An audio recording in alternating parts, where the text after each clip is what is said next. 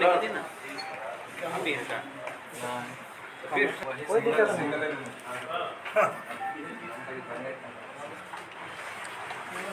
रुक जा भाई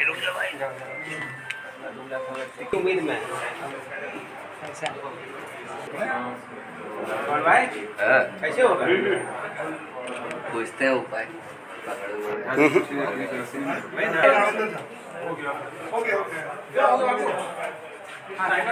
रहती है। वो रांची आई हुई थी तो उसको किसी व्यक्ति ने एक व्हाट्सएप पे मैसेज भेजा कि आप जो है ये छोटे पार्ट टाइम जॉब करेंगे तो उसमें आपको अच्छा रिटर्न मिलेगा। तो इस बात से प्रभावित हो गई महिला और उसने धीरे धीरे करके वो पार्ट टाइम जॉब करनी शुरू की जिसमें उसको छोटे छोटे अमाउंट्स उसके अकाउंट में आने लगे। तो उससे वो इनकरेज हो गई, उससे उसको और हो गई।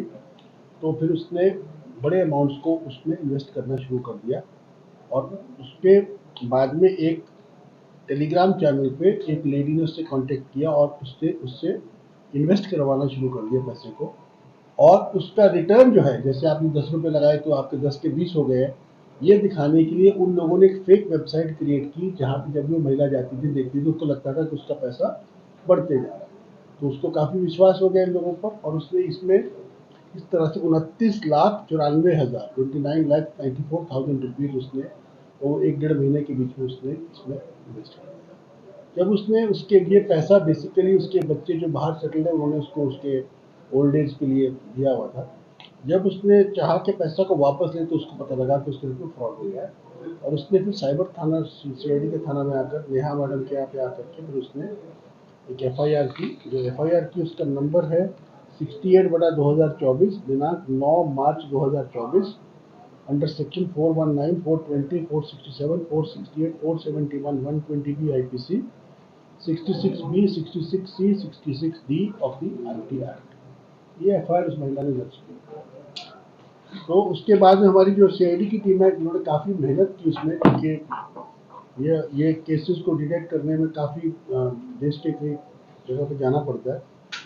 और जब उन्होंने पता लगाया कि ये पैसा 29,94,000 गया कहाँ है, तो पता लगा ये मुख्य रूप से 6-7 अकाउंट्स में पैसा गया था, जिसमें करीब 15 लाख रुपया एक साइट ट्रेडिंग कंपनी कोई लोनी फरीदाबाद में इसका एड्रेस बताया जा रहा था, उस कंपनी के अकाउंट में ये पैसा गया था।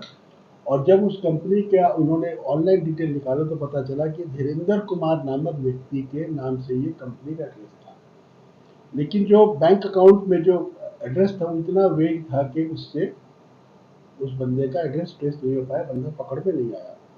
तो फिर उन लोगों ने उस अकाउंट को खोलने के लिए, जब भी कोई अकाउंट खोला जाता है तो उसमें एक ईमेल आईडी और एक फ़ोन नंबर भी दिया जाता है। तो ईमेल आईडी को भी ट्रेस किया तो उससे भी कुछ पता नहीं लगा, पता लगा वो डेड है।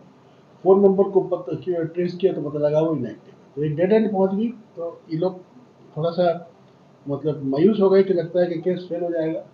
फिर इन्होंने क्या किया, उस ईमेल आईडी को का रिकवरी ईमेल आईडी का पूछा कि इसका रिकवरी ईमेल आईडी आप जो लोग यूज़ करते होंगे जानते होंगे, हर ईमेल आईडी का एक रिकवरी ईमेल आईडी भी रहता है कि अगर बाई चांस आपका ईमेल आईडी का पासवर्ड भुला जाए तो दूसरे ईमेल आईडी में पासवर्ड भेज करके उसको रिकवर किया जा सकता है। जब रिकवर ईमेल आईडी मिला तो एक मिला ravi.vision@gmail.com बोल करके एक रिकवरी ईमेल आईडी मिला। जब इस जीमेल आईडी को इन लोगों ने गूगल से उसका डिटेल मांगा तो उसमें उनको कुछ मोबाइल नंबर्स मिले। तो जब उन नंबर्स को इन्होंने उसके कॉल डिटेल्स को निकाला तो उसमें वो नंबर मिला जिससे कि अकाउंट खोला गया था साइट ट्रेडिंग का। वो नंबर भी उसके चैट्स में उसके सीडीआर में मिला। इससे पुलिस को कंफर्म हो गया कि ये ravi.vision नामक ईमेल आईडी जो है ये कहीं ना कहीं इस पूरे घोटाला से लिंक है। तो फिर उसके बाद में इन्होंने ravi.vision का जो ईमेल आईडी से जो फ़ोन नंबर निकाला, उसका जब एड्रेस निकाला तो एक रवि द्विवेदी नाम के व्यक्ति के नाम से निर्गत है। ये रवि द्विवेदी मूलतः गढ़वा का रहने वाला है, परंतु अभी हाल में ये दिल्ली में बस गया है। इसका एड्रेस हमारे पास में है दिया हुआ है। इसका दिल्ली का एड्रेस है पर मूलतः गढ़वा का रहने वाला है। तो उसका एड्रेस आपको जो मैंने नोट दिया उसमें एड्रेस आप देख सकते हैं। तो फिर इसके बाद में हम लोगों ने यहाँ से एक टीम भेजी दिल्ली। अभी तक जो इन्वेस्टिगेशन हो रही थी ये बेसिकली थ्रू ईमेल हो रही थी। जब पता लगा कि यह बंदा कंफर्म हो गया फिर उसका लोकेशन निकाला गया, तो लोकेशन के आधार पर इसको आदमी को अरेस्ट किया गया। तो जब इसको अरेस्ट किया गया और इसको रांची लाया गया, अभी ये हमारी कस्टडी में, कल इसको हम लोग फॉरवर्ड करेंगे, तो इससे हमारे को एक ऐसी जानकारियाँ मिली है जो आज तक हमें नहीं मिली थी, इसीलिए मैंने प्रेस कॉन्फ्रेंस की है। अभी तक हम लोग जिन लोगों को पकड़ रहे थे वो म्यूल अकाउंट होल्डर्स थे। म्यूल अकाउंट का मतलब है, म्यूल का मतलब होता है गधा, तो म्यूल अकाउंट का मतलब गधे का अकाउंट, मतलब किसी आदमी को बोला कि तुमको 10 रुपया देंगे, तुम अपने नाम पे अकाउंट खोल दो, हो गया म्यूल अकाउंट। तो अभी तक जितने लोग पकड़े जा रहे थे वो देवर म्यूल अकाउंट होल्डर्स। तो जो चाइनीज इन्वेस्टमेंट कंपनी फ्रॉड है, अभी आपने अखबार में पढ़ा भी होगा कि साउथ इंडिया से हजारों लोगों को वियतनाम वगैरह में ले जा करके वहाँ पे उनसे एक तरह से साइबर कुली के रूप में इस्तेमाल किया जा रहा है, उनसे फ्रॉड करवाया जा रहा है। तो ये जो व्यक्ति जो आज तक हम लोग पकड़ रहे थे, ये मोस्टली वो साइबर कुली थे, परंतु ये जो व्यक्ति रवि पकड़ा गया है, ये साइबर कुली और चाइनीज कंपनी के बीच में इम्पोर्टेंट लिंक का काम करता था। इसका मतलब ये हुआ कि जिस अकाउंट में पैसा जाता था उन अकाउंट से आगे चाइनीज कंपनियों के अकाउंट में पैसे डालने का काम इसका था, और इसके एवज में इसको एक कमीशन प्राप्त होता था। तो इसने बहुत सारे इंपॉर्टेंट लीड हमारे को दिए हैं, अभी हम इसको डिस्क्लोज नहीं कर रहे हैं, परंतु हमारी डीएसपी और हमारी जो इंस्पेक्टर साहब हैं, बाकी जो लोग हैं उस पर वर्क कर रहे हैं, और निकट भविष्य में हम जो चाइनीज कंपनी के और एक कदम पास तक जरूर पहुंचेंगे, क्योंकि हमें कुछ बड़ी इंटरेस्टिंग इंपॉर्टेंट लीड्स मिली है जिसके थ्रू हमें पता लगेगा कि अल्टीमेटली वो आदमी कौन है जो कि चाइनीज कंपनी तक पैसे को पहुंचाती है। ये पूरा एक पिरामिड है, आप इसको ऐसे समझिए कि पिरामिड के जैसे पिरामिड के टॉप पे एक चाइनीज बैठा है, चाइनीज कंपनी का, उसके नीचे में 2 इंडियन एजेंट बैठे हैं, उन 2 एजेंट के नीचे में 4 सब एजेंट बैठे हैं, उन 4 सब एजेंट के नीचे में 10-20 म्यूल अकाउंट वाले बैठे हैं। ये एक पूरा पिरामिड है। तो अभी तक हम लोग जो सबसे पिरामिड की जो सबसे नीचे पायदान के जो लोग थे उन्हीं को पकड़ पा रहे थे, लेकिन अभी हम टॉप चलने की टॉप से एक कदम नीचे या एक पायदान नीचे तक के लोगों तक हम पहुंचे हैं, जो कि हमें अगले पायदान के लोगों का हिंट और क्लू और उनके डिटेल्स, उनके एड्रेस, उनके फ़ोन नंबर दे रहे हैं, जिनके माध्यम से हमें उम्मीद है कि हम उन लोगों तक भी जाएंगे। का लूप होल है, उसको समझने की जरूरत है। आप जब कंपनी बनाते हैं तो कंपनीज एक्ट में आपको कंपनी को रजिस्टर करना पड़ता है। जब आप प्रोप्राइटरशिप फॉर्म बनाते हैं तो आपको कंपनीज एक्ट में रजिस्ट्रेशन करने की आवश्यकता नहीं है। आप सिंपली एक आप उसमें जो उनकी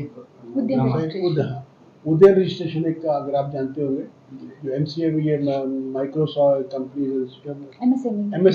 एमएसएमई के लिए जो एक पोर्टल बना हुआ भारत सरकार के द्वारा, वो पोर्टल बनाया गया गरीब आदमी, छोटे व्यवसायिक की सुविधा के लिए, और ये बदमाश, ये रास्कल उसका मिसयूज करते हैं अपने, तो वो बना देते हैं लोग कंपनी। जैसे अभी हम लोगों ने जमशेदपुर में भी एक आदमी को पकड़ा था, वो भी साइट ट्रेडिंग ही था, वो फिर एसआरएसएस, तो उसमें भी एक बोर्ड लगा करके वहाँ पे बैंक वाले को बोला कि भाई हमारी एक प्रोप्राइटरशिप फॉर्म है, तो बैंक का कोई आदमी वहाँ पे गया, वो मिला हुआ है कि नहीं मिला हुआ आई डोंट नो, और इस तरह से खोला, और उसमें भी एक दिन में 32,000 ट्रांजेक्शन थी उसे अकाउंट में, मेरे को याद है, और हमने ये 32,000 ट्रांजेक्शन इन वन डे। तो हम अब देखिए, अब वो समय आ गया, हम लोग बार बार इसके बारे में बैंक के अधिकारियों को भी हम लोग अनुरोध कर रहे हैं कि आप लोग थोड़ा सा और सजग हो जाए। ऐसे अकाउंट जिसमें 32,000 ट्रांजेक्शन या एक दिन में, और उस व्यक्ति का टर्नओवर, जो जब आप करंट अकाउंट खोलते हैं, करंट अकाउंट है सारे, क्योंकि सेविंग अकाउंट नहीं है, सेविंग, बिकॉज सेविंग अकाउंट के लिए जो उसको बोलते हैं कि ऑटोमेटिक ट्रांजेक्शन नहीं हो सकती है, जो उसको क्या बोलते हैं, एपीआई ट्रांजेक्शन जो होता है, जो एप्लीकेशन प्रोग्राम इंटरफेस ट्रांजेक्शन है, मतलब जो कंप्यूटर बेस्ड। जैसे 32,000 ट्रांजेक्शन एक इंसान एक दिन में एक अकाउंट में नहीं कर सकता, क्योंकि एक मिनट में 60 सेकंड होते हैं और एक घंटे में 3,600 सेकंड होते हैं, तो 36,000 ट्रांजेक्शन करने 10 घंटे चाहिए अगर हर सेकंड आप दबाते हैं, तो ये इंसान के लिए पॉसिबल नहीं है, ये कंप्यूटर कर रहा है। तो कंप्यूटर को करने के लिए सेविंग अकाउंट अलाउड नहीं करता है, उसके लिए आपको करंट अकाउंट चाहिए, और करंट अकाउंट खोलने के लिए आपको या तो कंपनी चाहिए या आपको प्रोप्राइटरशिप फॉर्म चाहिए। इसीलिए ये सारे के सारे लोग इस सारे ट्रांजेक्शन को प्रोप्राइटरशिप फॉर्म के माध्यम से करते हैं, और हमने ये बिल्कुल एकदम दृढ़ निश्चय किया हुआ है कि हमने कोई भी हमारे यहाँ पे फ्रॉड होगा, उसका आदमी केरला में रहे, कश्मीर में रहे, हम उसका हर अकाउंट आदमी का ट्रेस करेंगे, हर मोबाइल नंबर को ट्रेस करेंगे, हर आईपी एड्रेस को ट्रेस करेंगे, हर ऐसे इंसान को पकड़ेंगे। और इसी का नतीजा है कि हम लोग केरला से, चेन्नई से, बेंगलोर से, दिल्ली से, यूपी से, कलकत्ता से हम लोग पकड़ते हैं और सबको हम लोग ला करके बंद कर रहे हैं, और बल्कि हमारे बंद किए हुए व्यक्तियों को अभी जैसे हमने पीछे पकड़ा था अपने नेहा, उसको कलकत्ता वाले को, उसको शायद उत्तराखंड पुलिस ले गई है। इसी प्रकार से हमने 2 आदमी और पकड़े थे, उसको तेलंगाना, जमशेदपुर वाले को तेलंगाना से जमशेदपुर वाले को तेलंगाना पुलिस ले गई है। इसलिए हम लोग पकड़ रहे हैं और पुलिस के फोर्सेस सबको यहाँ से ले जा रहे हैं। उनका भारत भ्रमण हो रहा है, तो एक तरह से अच्छा हो रहा है। और कुछ सवालों का पूछ सकते हैं, बाकी